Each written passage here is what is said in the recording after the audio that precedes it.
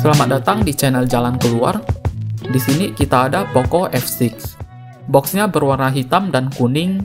Di sampingnya ada tulisan "With your favorite Google apps, Google is a trademark of Google LLC". Ini yang seri RAM 12 GB dan internal 512 GB. Mari kita buka boxnya.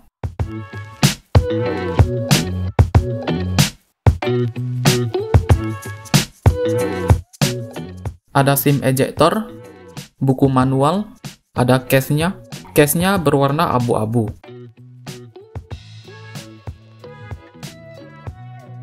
Ada HP Poco F6. Hari gini masih dapat charger juga ya. Dan chargernya itu 90 watt. Portnya masih pakai USB-A. Dan ada kabel USB-A ke USB Type-C.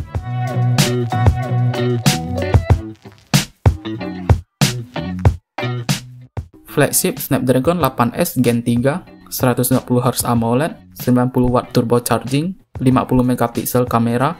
Di bawahnya ada tulisan menggunakan anti gores lain akan menimbulkan masalah ke sensor fingerprint.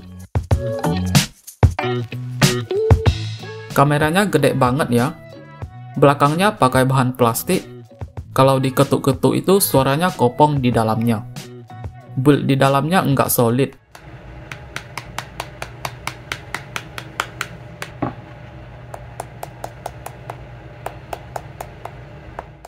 Nggak bisa berharap banyak sih dengan harga segitu.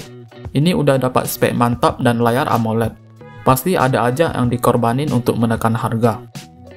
Tebal HP-nya itu 8 mm, cukup tipis untuk HP yang menggunakan baterai 5000 mAh.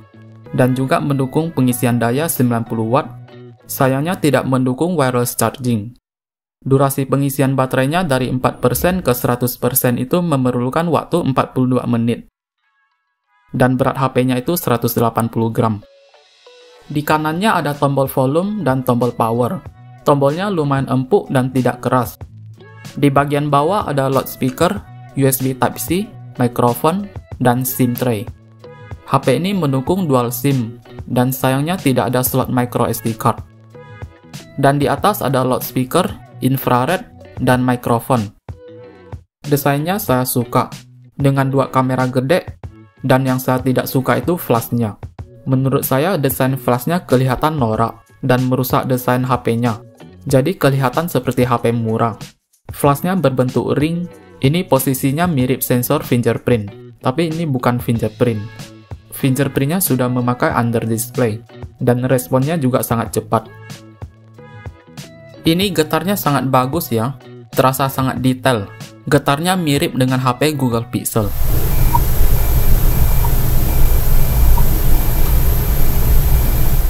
HP ini menggunakan Xiaomi HyperOS.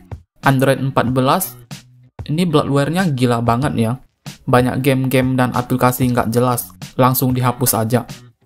Ini HyperOS experience-nya cukup smooth animasinya. Tampilannya juga sangat clean. Untuk software update-nya itu bakal sampai 3 tahun untuk update OS. Dan 4 tahun untuk security update. Konektivitasnya sudah mendukung jaringan 5G, Wi-Fi 6, Bluetooth 5.4, dan NFC. HP ini bersertifikat IP64, yang artinya tahan terhadap masuknya debu dan percikan air dari segala arah. Jadi kalau kehujanan tidak akan panik lagi kalau HP-nya bakal kemasukan air. Dan kameranya itu ada kamera utama 50 megapiksel dan kamera ultrawide 8 megapiksel. Kualitasnya cukup bagus, warnanya juga netral dan tidak terlalu lebay.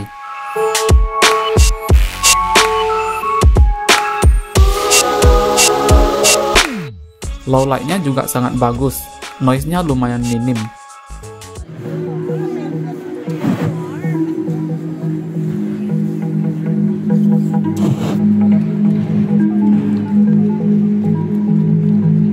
Untuk kamera depannya 20 megapiksel, hasilnya biasa saja. Warnanya masih oke, menurut saya kualitasnya itu standar. Di editor fotonya itu ada fitur AI Expansion, itu fiturnya untuk memperluas foto menggunakan AI. Hasilnya juga bagus. Lumayan ya sudah ada fitur ini bawaan dari HP-nya. Biasanya kalau pakai aplikasi editor foto lain, fitur seperti ini harus berbayar. Di sini ada layar 6,67 inch, Layarnya cukup tajam dan warnanya juga bagus. Berkat panel AMOLED resolusi 1220x2712, refresh rate-nya 120Hz, PWM dimming 1920Hz, mendukung HDR10+, dan Dolby Vision. Di bagian displaynya ada fitur AI yaitu HDR Enhancement dan ada Super Resolution. Layarnya cukup terang, brightness-nya bisa mencapai 1200 nit, dan untuk outdoor masih kelihatan cukup jelas. Untuk speakernya cukup clear, stereonya dapat banget berkat Dolby Atmos. Suaranya lumayan enak, bassnya tidak terlalu menonjol tapi masih kerasa dikit, dan treble-nya juga tidak terlalu berlebihan, masih terdengar detailnya. Di sini ada settingan sound efeknya juga, bisa pakai Dolby Atmos atau Xiaomi Sound. Kualitas suaranya menurut saya itu sangat bagus.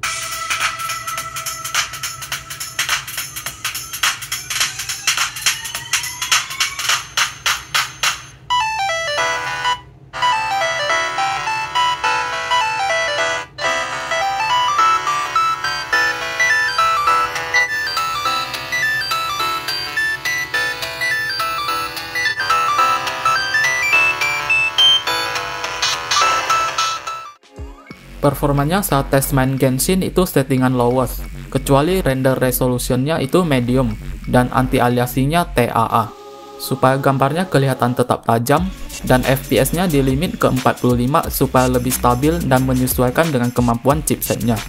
Hasilnya cukup playable dan gambarnya juga tidak terlalu buram.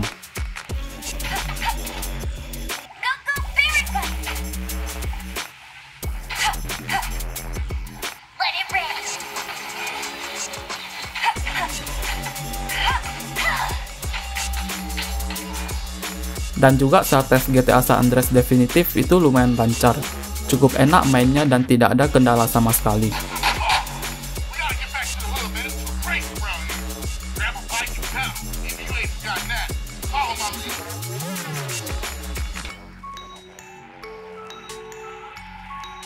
Jadi kesimpulannya, apakah Poco F6 ini worth it? Menurut saya ini worth it. Poco F6 ini menawarkan hampir semuanya bagus. Performanya mulus, layarnya bagus, speakernya juga bagus. Walaupun kameranya standar saja, tapi menurut saya ini tetap HP yang cocok untuk gaming dan media consumption. Sayangnya tidak ada headphone jack saja. Demikian videonya, sampai di sini saja.